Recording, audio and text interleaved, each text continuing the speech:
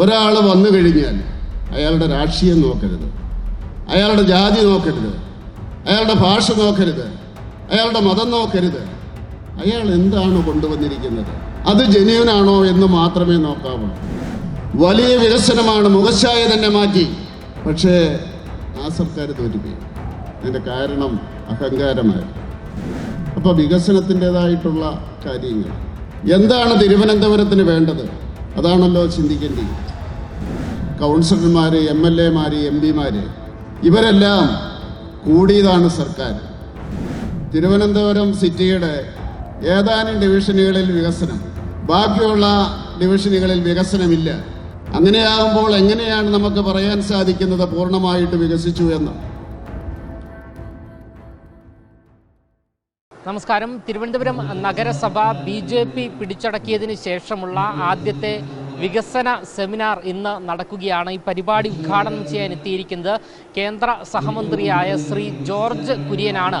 വരും വർഷങ്ങളിൽ ഈ 5 വർഷത്തിന് ഉള്ളിൽ എന്തൊക്കെ വികസന പരിപാടികളാണ് തിരുവനന്തപുരം നഗരസഭയിൽ കൊണ്ടുവരാൻ സാധിക്കുക എന്നിങ്ങനെയുള്ള നിരവധി ചർച്ചകളാണ് ഈ ഒരു സെമിനാറിൽ നടക്കുവാൻ പോകുന്നത്. കേന്ദ്രത്തിൻ്റെ പദ്ധതികളടക്കം എങ്ങനെ കൃത്യമായി നഗരസഭയിൽ നടപ്പിലാക്കാൻ സാധിക്കും എന്നതുൾപ്പെടെയുള്ള കാര്യങ്ങൾ ചർച്ച ചെയ്യുന്നു. BJP മുൻപേ പറഞ്ഞത് ഇന്ത്യയിലെ ഒരു പ്രധാനപ്പെട്ട നഗരമാക്കി, വികസനത്തിൻ്റെ ഒരു പ്രധാനപ്പെട്ട നഗരമാക്കി തിരുവനന്തപുരത്തെ മാറ്റും എന്നത് ഉൾപ്പെടെയുള്ള വാഗ്ദാനങ്ങളാണ്. അത് നടപ്പിലാക്കാനുള്ള എല്ലാ പ്രവർത്തനങ്ങളും പരിശ്രമങ്ങളും നടത്തുമെന്നാണ് നിലവിൽ കേന്ദ്ര സഹമന്ത്രി ജോർജ് കുര്യൻ വ്യക്തമാക്കിയിരിക്കുന്നത്. എന്തായാലും ഈ ഒരു പരിപാടി ഉദ്ഘാടനം ചെയ്ത് കേന്ദ്രമന്ത്രിയായ ശ്രീ ജോർജ് കുര്യൻ തന്നെ സംസാരിക്കുകയാണ്.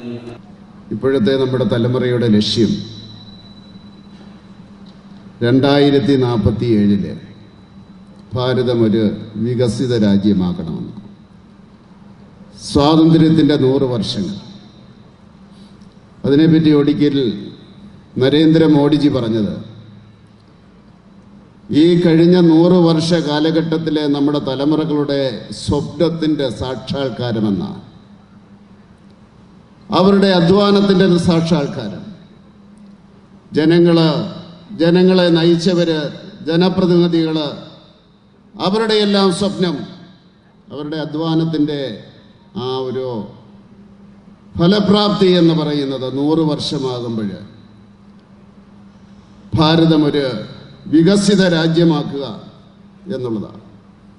അതിനദ്ദേഹം പലപ്പോഴും ജനപ്രതിനിധികളെ പറ്റിയും സാധാരണ മനുഷ്യരെ പറ്റിയൊക്കെ ഉദാഹരണം അദ്ദേഹം പറഞ്ഞിട്ടുണ്ട്. ഒരിക്കൽ അദ്ദേഹം പറഞ്ഞത്, ഈ കഴിഞ്ഞ 75 വർഷത്തിനിടയിൽ അല്ലെങ്കിൽ 77 വർഷത്തിനിടയിൽ ഒരു ജനപ്രതിനിധി, തദ്ദേശ സ്വയംഭരണ സ്ഥാപനത്തിലെ ഒരു ജനപ്രതിനിധി തൻ്റെ ഗ്രാമത്തിൽ നിന്ന് 8 മീറ്റർ വീതിയിൽ ഒരു റോഡ് അദ്ദേഹം നിർമ്മിച്ച് മെയിൻ റോഡുമായിട്ട് കണക്ട് ചെയ്തിട്ടുണ്ട് എങ്കിൽ ഏത് കാലഘട്ടത്തിലായാലും വികസിത ഭാരതത്തിനുള്ള സംഭാവന ആ മെമ്പർ നൽകിയിരിക്കുന്നു, കൗൺസിൽ നൽകിയിരിക്കുന്നു, പഞ്ചായത്ത് മെമ്പർ നൽകിയിരിക്കുന്നു എന്നാണ് അദ്ദേഹം പറഞ്ഞത്. കാരണം അദ്ദേഹം പറഞ്ഞത് ഒരുപക്ഷെ സൈക്കിളിൽ വരുമായിരിക്കും, നടന്നു വരുമായിരിക്കും, അങ്ങനെയൊക്കെ വന്നിട്ട് മെയിൻ റോഡിൽ വന്നിട്ട് ആൾക്കാർ സഞ്ചരിക്കുമായിരിക്കും. പക്ഷെ ആധുനിക യുഗത്തിന് വേണ്ടത് 8 മീറ്ററെങ്കിലുമുള്ള ഒരു റോഡല്ലേ. ഇപ്പോൾ ഓരോ മെമ്പർമാരും ഓരോ ജനപ്രതിനിധികളും എന്താണ് ചെയ്തത്? നിങ്ങൾ ചെയ്യുന്ന ഓരോ ചെറിയ കാര്യങ്ങളും അത് വികസിത ഭാരതത്തിന് വേണ്ടിയുള്ള സ്റ്റെപ്പുകളാണ്. അതുപോലെ ഒരിക്കലും അദ്ദേഹം മാതാപിതാക്കളോട് അദ്ദേഹം പ്രസംഗിക്കുന്ന ഞാൻ കേട്ടു. നിങ്ങളുടെ കുട്ടിക്ക് സ്കിൽ ട്രെയിനിങ്ങൾ നിങ്ങൾ കൊടുത്തിട്ടുണ്ടെങ്കിൽ, ഒരു ആധുനിക യുഗത്തിന് അനുയോജ്യമായിട്ടുള്ള ട്രെയിനിങ്ങൾ നിങ്ങളുടെ കുട്ടിക്ക് കൊടുത്തിട്ടുണ്ടെങ്കിൽ അത് വികസിത ഭാരതത്തിന് വേണ്ടിയുള്ള നിങ്ങളുടെ സംഭാവനയാണ്.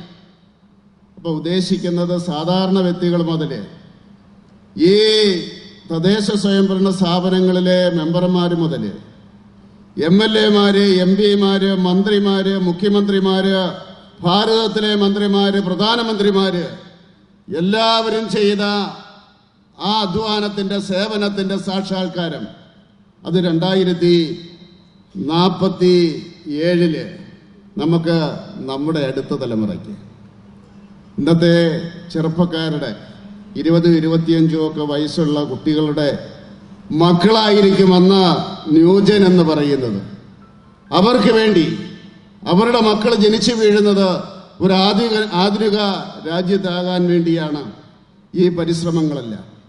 ഈ സാമൂഹ്യ സേവനം നടത്തുന്ന അവസരത്തിൽ നമ്മുടെ തീർച്ചയായിട്ടും ഓർമ്മകളിൽ അതുണ്ടാകും. അതുപോലെ നമുക്ക് മുമ്പുണ്ടായിരുന്നവർ, അത് വളരെ പ്രധാനപ്പെട്ട കാര്യമാണ്.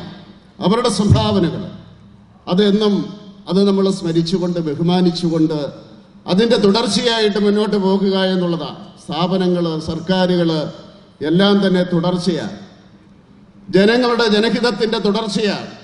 അപ്പോൾ അതുകൊണ്ട് വികസന പ്രവർത്തനങ്ങളും ആ രീതിയിലായിരിക്കണം എന്നാണ് ജനാധിപത്യ സങ്കല്പം. ഏറ്റക്കുറച്ചിലുകളുണ്ടാകാം, ഒരു കാലഘട്ടത്തിൽ കൂടുതലും മറ്റൊരു കാലഘട്ടത്തിൽ കുറവുമുണ്ടാകാം.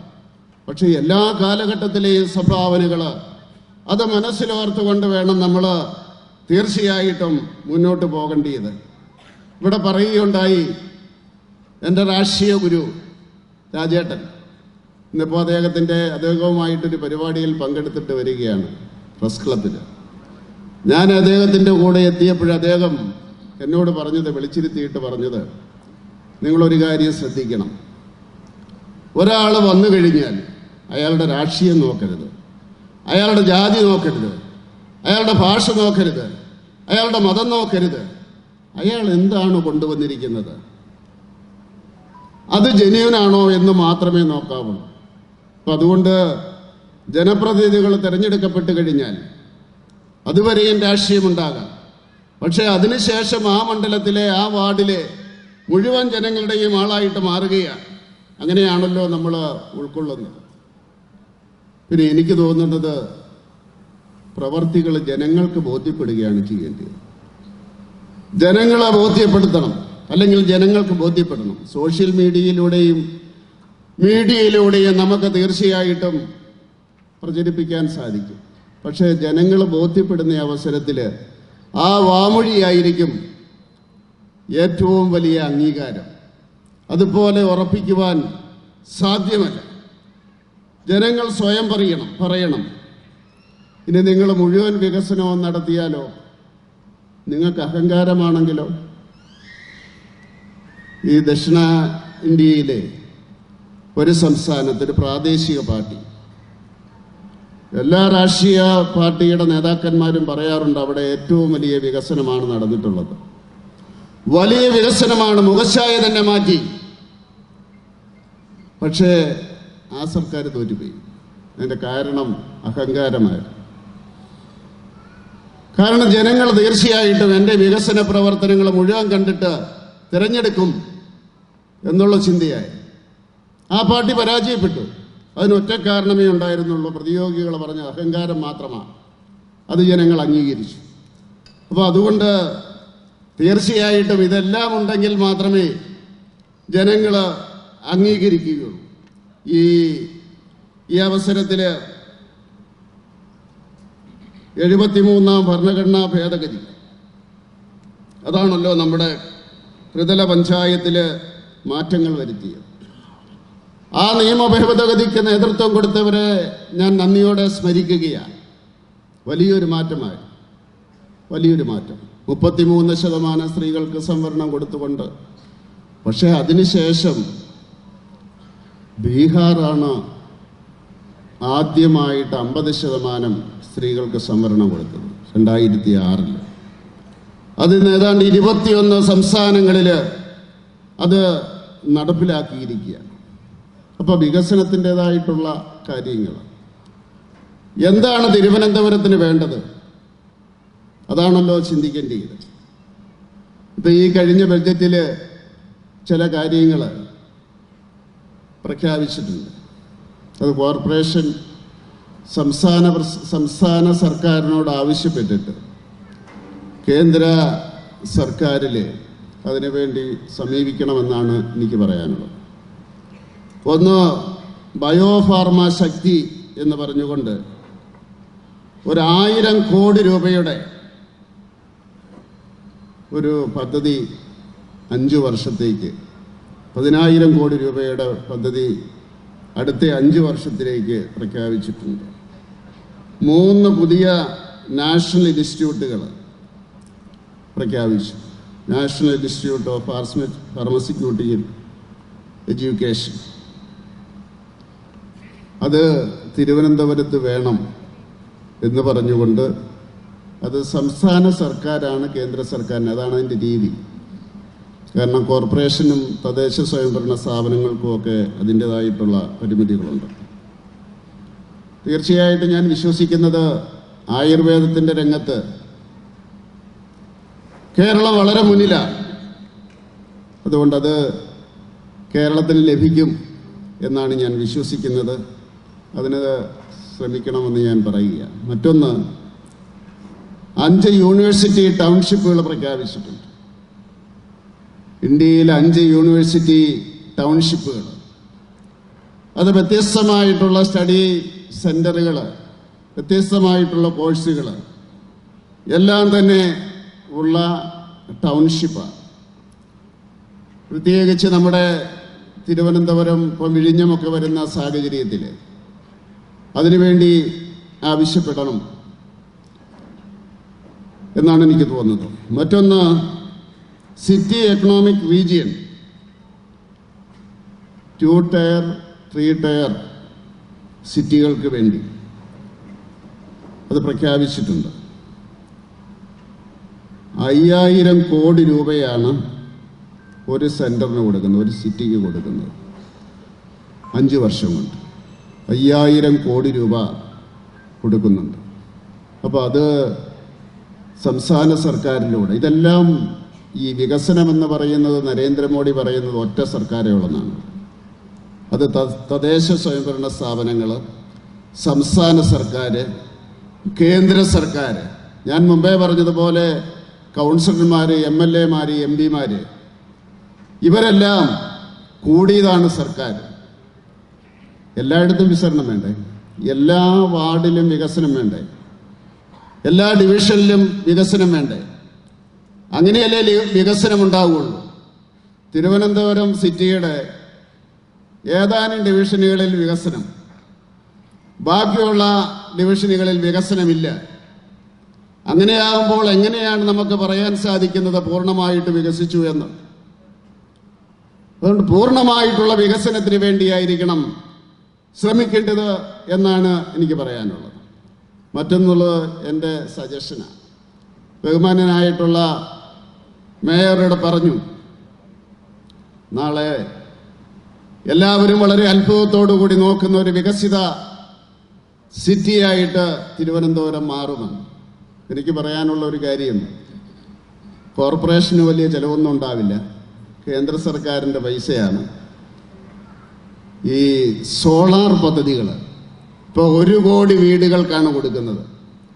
1 കോടി വീടുകൾക്ക് റൂഫ് ടോപ്പ് സൂര്യഘർ എന്ന് പറഞ്ഞുകൊണ്ട് കൊടുക്കുന്നുണ്ട്. രജിസ്റ്റർ ചെയ്തിട്ടുണ്ടാകാം, ഇല്ലായിരിക്കാം.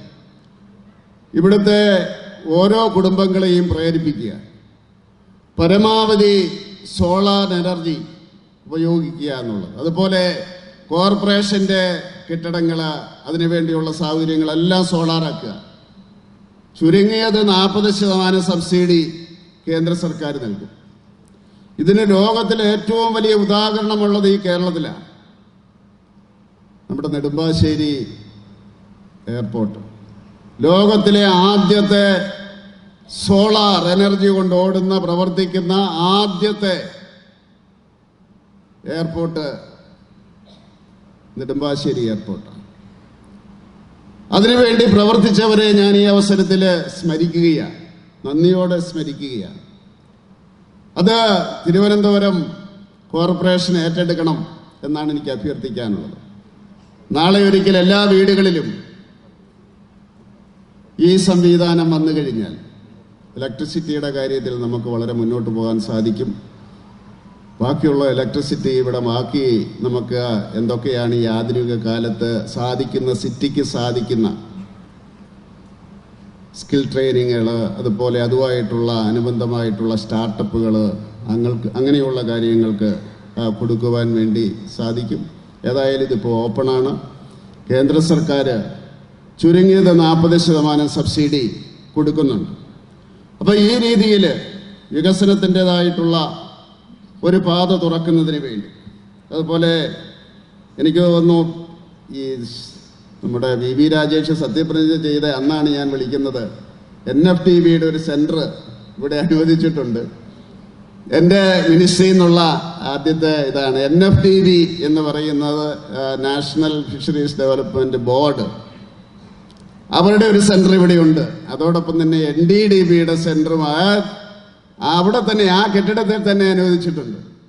കെട്ടിടം പണിത് സ്ഥലം കൊടുത്തു കഴിഞ്ഞാൽ പണിയണ്ട, അവർ പണിതോളും. എല്ലാ കാര്യങ്ങളും ഈ NFTBയും അതുപോലെ തന്നെ NDDBയും ചെയ്തുകൊള്ളും. അങ്ങനെയാണെങ്കിൽ ഇപ്പോൾ മുമ്പേ രാജേഷ് സൂചിപ്പിച്ച കാര്യങ്ങളൊക്കെ അവർ ഡൽഹിയിൽ നിന്ന് പറഞ്ഞ് ഇങ്ങോട്ട് വരേണ്ട കാര്യമില്ല, അവരിവിടെ തന്നെ ഉണ്ടാവും. ആ NFTB എന്ന് പറയുന്നത് ഞങ്ങളുടെ ഈ ഫിഷറീസ് മിനിസ്ട്രിയുടെ ബാങ്ക് എന്നാണ് ഞങ്ങൾ പറയുന്നത്. അവരിലൂടെയാണ് നബാർഡിൻ്റെ എല്ലാം സംവിധാനങ്ങളും ബാക്കി ലോണുകളും എല്ലാം വരുന്നത് അവരിലൂടെയാണ്.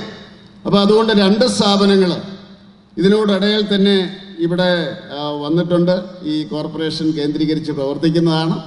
പിന്നെ രാജേഷ് പറഞ്ഞതുപോലെ ബാക്കിയുള്ള കാര്യങ്ങളെല്ലാം തന്നെ ആ രീതിയിൽ വരും. ഒരു വികസനം എന്ന് പറയുന്നത് ഓൾ ഇൻക്ലൂസീവാണ്.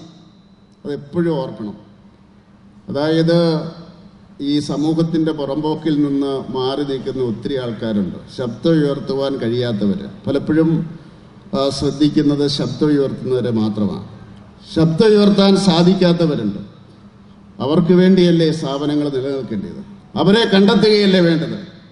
അതിനുവേണ്ടിയുള്ളൊരു ശ്രമം അത് ഈ കോർപ്പറേഷൻ തുടങ്ങണം എന്നാണ് എനിക്ക് പറയാനുള്ളത്. ശബ്ദം ഉയർത്തുന്നവരെ അവഗണിക്കണമെന്നല്ല പറഞ്ഞത്. ശബ്ദമുയർത്താൻ സാധിക്കാത്ത ധാരാളം ജനങ്ങളുണ്ട്, പാവപ്പെട്ട ജനങ്ങൾ ഈ സിറ്റിയിലുണ്ട്. അപ്പോൾ അവർക്ക് വേണ്ടിയുള്ള, അവരുടെ മക്കൾക്ക് വിദ്യാഭ്യാസമുണ്ടോ, അവർക്ക് സ്കിൽ ട്രെയിനിങ് കിട്ടുന്നുണ്ടോ എന്നുള്ളൊരു സംവിധാനം, എത്രയെത്ര സ്കിൽ ട്രെയിനിങ് പ്രോഗ്രാംസാണ് ഗവൺമെൻറ് ഓഫ് ഇന്ത്യ നടപ്പിലാക്കിയിരിക്കുന്നത്. എൻ്റെ മിനിസ്ട്രിയുടെ കീഴിൽ തന്നെ വിഴിഞ്ഞത്ത് CMFRIയിൽ മത്സ്യശക്തി എന്ന് പറഞ്ഞുകൊണ്ട് മത്സ്യ കൃഷിയുമായിട്ട് സംസ്കരണവുമായിട്ട് എക്സ്പോർട്ടുമായിട്ട് ബന്ധപ്പെട്ട എല്ലാ ട്രെയിനിങ്ങുകളും തുടങ്ങിയിട്ടുണ്ട് വിഴിഞ്ഞത്ത്. ഇനിയും ഈ തിരുവനന്തപുരം സിറ്റിയിൽ വേണമെങ്കിൽ അതുപോലെയുള്ള സ്കിൽ ട്രെയിനിങ് തുടങ്ങാൻ ഞങ്ങൾ തയ്യാറാണ്. ഇത് മൈനോറിറ്റി മിനിസ്ട്രിയുടെ കീഴിലുള്ളതാണ്. എന്തായാലും വരുന്ന 5 വർഷത്തിന് ഉള്ളിൽ എന്തൊക്കെ പദ്ധതികളാണ്, വികസന പ്രവർത്തനങ്ങളാണ് തിരുവനന്തപുരം നഗരസഭയിൽ കൊണ്ടുവരാൻ സാധിക്കുക എന്നതടക്കമുള്ള കാര്യങ്ങളാണ് ഈ ഒരു സെമിനാറിൽ പ്രധാനമായും ചർച്ച ചെയ്യുന്നത്. ഈ ഒരു വിഷയത്തിൽ പ്രധാനമായും കേന്ദ്ര സഹമന്ത്രി പറഞ്ഞു വെക്കുന്നത്, കേന്ദ്രത്തിൻ്റെ പല പദ്ധതികളും സംസ്ഥാനത്ത് നടപ്പിലാക്കുന്നില്ല. ആ പദ്ധതികളെല്ലാം തന്നെ നടപ്പിലാക്കണമെങ്കിൽ സംസ്ഥാന സർക്കാർ കേന്ദ്രത്തോട് ആവശ്യപ്പെടേണ്ടതുണ്ട്. ഇവിടെ ഒരു 1000 കോടി രൂപയുടെ പദ്ധതിയുടെ ഉൾപ്പെടെയുള്ള കാര്യങ്ങൾ അദ്ദേഹം പറഞ്ഞു. ഈ ഒരു പദ്ധതി നമ്മുടെ സംസ്ഥാനത്ത് അല്ലെങ്കിൽ നഗരസഭയിൽ നടപ്പിലാക്കണം എങ്കിൽ സംസ്ഥാനം കേന്ദ്രത്തോട് ആവശ്യം ഉന്നയിക്കേണ്ടതുണ്ട്. ഇത്തരത്തിൽ വളരെ വികസനപരമായ പദ്ധതികളെല്ലാം തന്നെ സംസ്ഥാനത്ത് കൊണ്ടുവരണം എങ്കിൽ സംസ്ഥാന സർക്കാർ കേന്ദ്രത്തോട് ആവശ്യപ്പെടണം എന്നുള്ള ഒരു കാര്യം ആണ് അദ്ദേഹം വ്യക്തമാക്കുന്നത്. ക്യാമറമാൻ അഖിൽ അശോകിനൊപ്പം അമൽ രുദ്ര, മറുനാടൻ മലയാളി, തിരുവനന്തപുരം.